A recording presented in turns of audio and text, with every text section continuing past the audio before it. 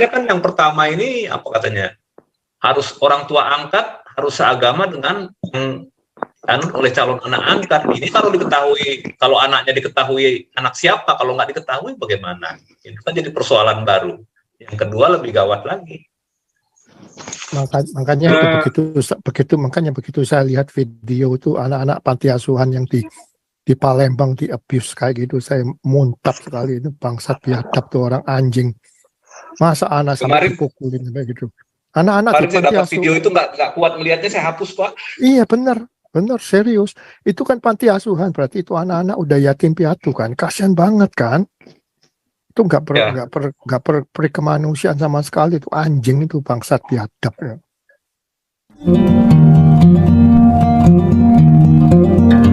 Samsung mau bicara. Oke, Pak Karni. Kita lanjut dulu Pak Karni ya. Ada yang mau bicara lagi nih. Samsung. Ya, silakan Pak Samsung. Ya, sangat menarik tadi. Yang pertama masalah mengadopsi anak, niat baik menjadi ya tersandung. Ya, sangat prihatin memang. Ya itulah kalau Indonesia kita, karena kita mau permasalahkan siapa. Undang-undang itu adalah sebenarnya ya DPR di sana. Tapi DPR juga tidak mutlak sebenarnya harus melibatkan tokoh-tokoh masyarakat yang terkait. Itulah yang kita selalu khawatirkan. Mungkin banyak undang-undang juga yang tidak sesuai atau tidak mengacu kepada Pancasila dengan Undang-Undang Dasar 45. Tidak bisa terlepas dari itu sebenarnya. Makanya ini menjadi keluhan dan sudah banyak temuan-temuan tentang hal ini. Kalau kita kaji lebih mendalam lagi mungkin ya sudah kata balau mungkin.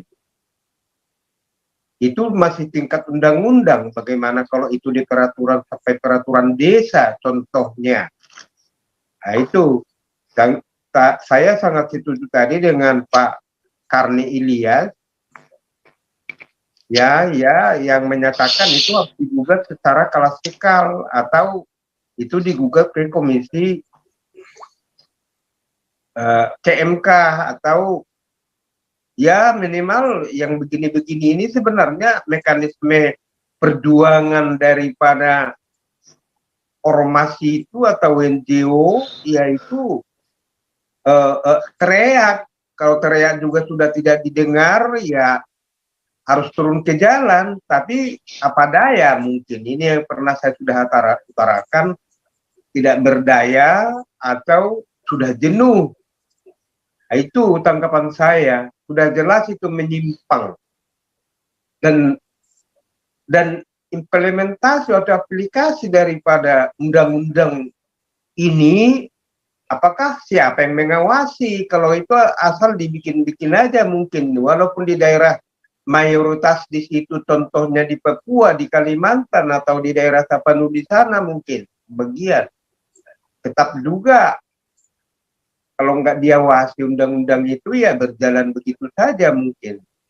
Tapi saya mungkin berpendapat, masa kita mau mengasuh yang tidak sama dengan kita, yang tidak satu iman, atau satu rumah dengan kita.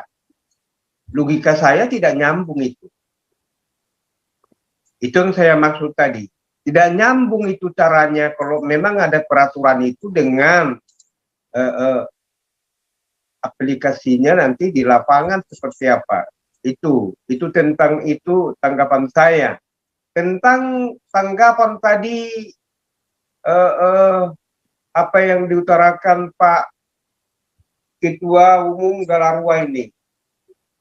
Ini memang sudah demikian sekarang, ya tetaplah itu. Laporkan aja itu.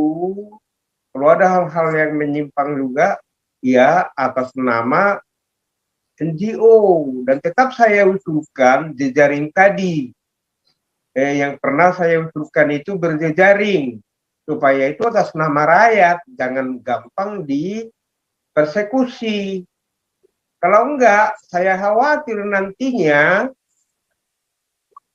yaitu atau ini pertama menjadi ancaman untuk Republik ini untuk ke depan. Apakah kita memang mau terjadi disintegrasi terhadap bangsa ini untuk depan, kalau enggak diantisipasi mulai sekarang. Kalau sampai sudah terjadi pemaksaan sepihak atau terjadi diskriminasi secara nyata dan orang semakin cerdas dan semakin tahu dengan adanya medsos dan viral sekarang. Kalau tidak diakomodir para pembijaksana di Republik ini, hal-hal yang bisa mengganggu keamanan dan kenyamanan akan berujung di disintegrasi. Ini yang menjadi kekhawatiran kalau dari saya, karena saya ikuti sebenarnya ini perkembangan ini. Mana yang tertulis tujuh kata di pembukaan Undang-Undang Dasar 45, ada yang mengatakan itu sayangnya tidak dihapus tapi dicoret, tidak dihapus waktu itu, tapi dicoret sehingga orang melihat, oh ya, harusnya artinya memicu atau memacu semangat orang masih memperjuangkan itu bagi mereka yang memang tidak memahami secara utuh sejarah perjuangan PPKI memperjuangkan terjadi proklamasi di Republik ini. Kira-kira demikian dari saya. Tidak terlampau panjang, mudah-mudahan ini bisa bermanfaat buat kita. Saya selalu, karena saya mediator, saya mediator, ya, saya Pak. selalu pengen. Oke, Pak, supaya ini udah balik lagi ke sana, supaya bergerak terus, silakan dilanjutkan, Pak Ferdinand. Lanjut, Pak Ferdinand. Ini para Jote, sebagai co-host, kita tuh membiasakan diri di internal kita nih ada moderator, ya. Kasih waktu 1 menit, 2 menit. Yang sudah dibicarakan yang diulang-ulang, ini kita habis waktu. Kita cuma ada waktu cuma 3 jam, ya. Kalau nggak saya jadi hostnya. Ada moderator, ada sekretariat membuat notulen. Yang kita bahas di sini nggak selesai, kita perspektif. Terus kedua, tolong para Jote sampaikan di forum ini, kan ada 2 kasus tentang tempat orang penginapan apa tadi itu, orang membantu orang susah yang yatim jatuh sama anak kecil, ya kan. Yang ketiga, ini buat kawan-kawan khusus Pak Karnilya. Kami ini Pak Karnilya, seluruh anggota diaspora seluruh dunia, Pak. Jadi agenda kami ini ribuan yang mau kita bahas topik itu. Pak Ferdinand, terakhir pasal 3 ya. Ini jelas undang-undang ini udah kacau balau. Negara ini makanya selalu dikatakan si Paul tentang cinta, kasih, hikmah. Ini apa-apa agama. Bukan kita tidak boleh beragama. Tapi gara-gara agama itu bukan agama manapun. Kita bukan menjadikan agama Islam. Saya ini sangat nasionalis. Jadi kita nih Pak dan kawan-kawan sadarlah kita ya. Berkomunikasi itu ada undang-undangnya, ada ilmunya. Dalam bukunya itu analisa transaksi berkomunikasi. Catat baik-baik. Apalagi seorang jurnalis itu paham banget. Jurnalis saja, maaf Pak Karnilya itu cuma malu aja dibilang. KPI itu membredel dia itu TLC. Ya, cuma dia tidak terbuka aja karena dia udah berumur. Aku terus yakin KPI. Jadi Pak Karnilya buat YouTube pribadi karena ILC itu dibredel dan diingatkan nggak boleh. Sebenarnya itu yang merubah sekarang. Itu yang saya katakan undang-undang secara eksplisit ada manusia yang sirik, iri, dengki. Kenapa? Intinya berkali-kali negara kita ini 280 juta penduduk. Mayoritas malas. Malas berakibat bodoh. Bodoh berakibat. Itulah yang dikatakan muncul ketidakadilan Pancasila, sila kelima. Jadi kalau kita bicara inti persoalan bangsa ini, kan saya katakan pegawai negeri yang 4,5 juta apa kerjanya? kasus anak yang di kardus itu dibantu. Dinas-dinas terkait kan ada dinas sosial, dinas agama, Pemda, RT, RW. Kerjanya apa? Uang negara dibuang RT itu aja DKI contoh. 2,5 juta. Itu kan uang rakyat. Jadi rakyat berteriak. Makanya kita berteriak. Akibatnya apa? Karena tidak diantisipasi atau dilaksanakan oleh dinas terkait. Akibatnya apa? Terjadilah demo. Demo pun jadi anarkis. Kenapa? Yang demo dibayarin apa? Karena terjadi kerusuhan oleh pihak pedagang, bukan semua pedagang ya, 9 naga, itu tepuk tangan mereka. Jadi kita berteriak, kering batang leher kita, senang banget. Karena dalam keadaan rusuh itu cari duit paling enak. Kenapa? Sistem nggak berjalan, korupsi merajalela. Inilah otak-otak mereka pakailah ilmu-ilmu penyesatan, masuklah ilmu setan yang dikatakan khilafah itu. Karena dibayar oleh liberal, ya kan, dikapitalisasi oleh orang-orang yang biadab. Sengsara lah rakyat kita. Jangan harap negara kita akan makmur kalau ketegasan, negarawan, leadership di negara kita. Sebenarnya dari dinas terkait, kepala dinas siapa itu harus punya bantuan. Cuman karena ada setoran, lihat aja Sri Mulyani sampai pusing 7 kilo. Anak buahnya sendiri diperiksa. Sebenarnya pada waktu Jokowi melakukan pemanggilan polisi di semua departemen terkait itu ada kok anggarannya, periksa, ya kan, periksa kencingnya, periksa hartanya. Itu kan ada badan-badan PPATK, LKH, KNP, segala macam. Itu tidak mau bekerja. Egosentris itu seluruh departemen itu egois, mau menang sendiri. Demikian, lanjutkan yang lain. Wah, mantap sekali Pak Ferdinand. Saran-sarannya luar biasa. Supaya jalan terus ini, siapa yang berikut ini ya? Sebentar saya lihat dulu. Andi USA mau bicara lagi? Lanjut, Andi?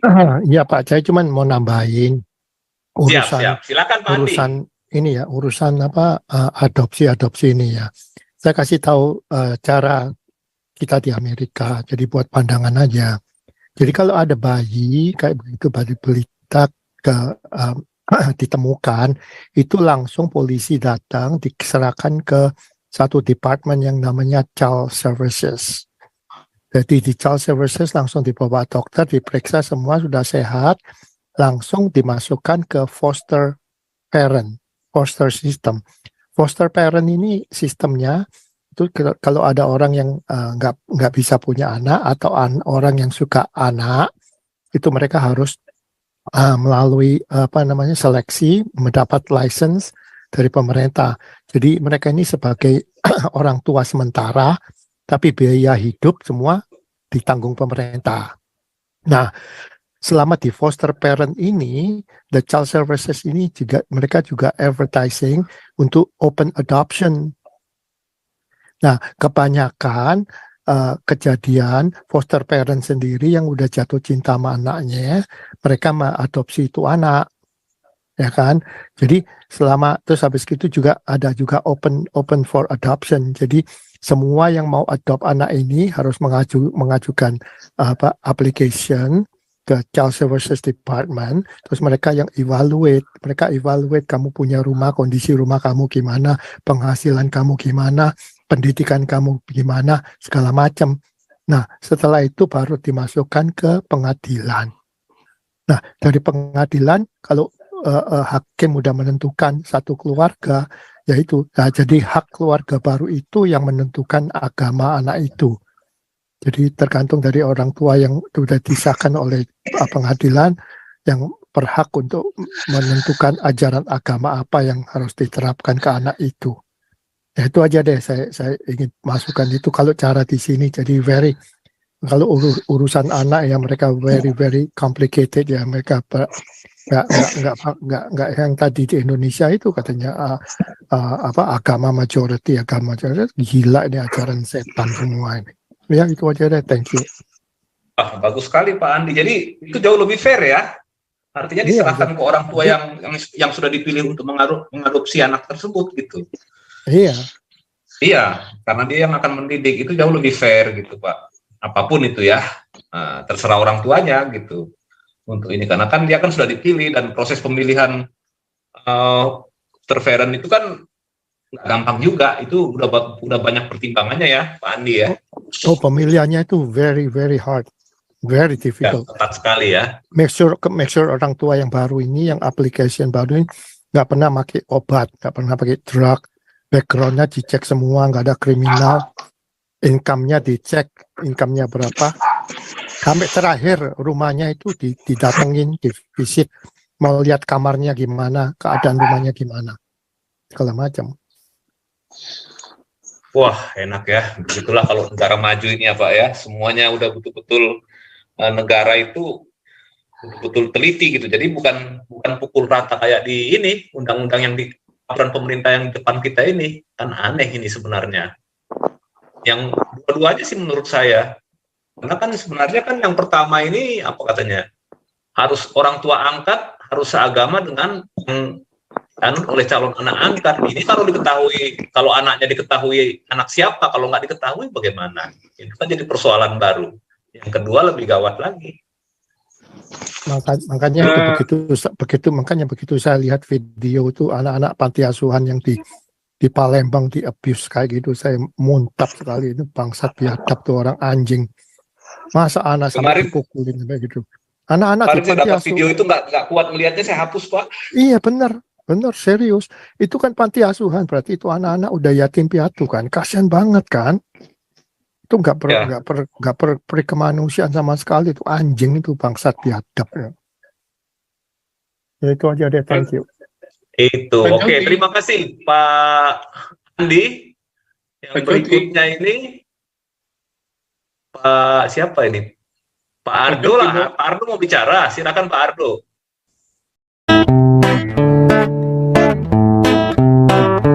Kau bilang kau menang debat, lawan domba yang sesat. Kau bilang banyak yang tobat.